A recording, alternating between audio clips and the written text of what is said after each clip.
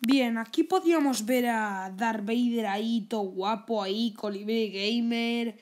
¿Qué me dicen de este? Este es It, o sea, el de It. Y bueno, ¿qué me dicen de este? O sea, son fotografías guapísimas de Spider-Man aquí, malote.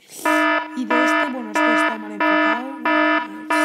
Eso no van a pagar por eso. Spider-Man también mal enfocado, pero se sabe que es Spider-Man.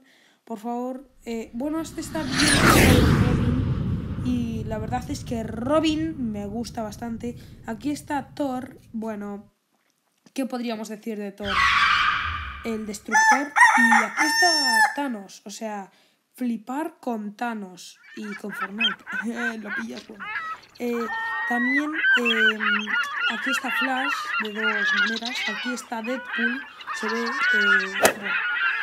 Y aquí está, creo que esta es Masacre, no sé. Luego tenemos a este, que también me gusta. Es que esta foto me gusta cantidad, pero cantidad.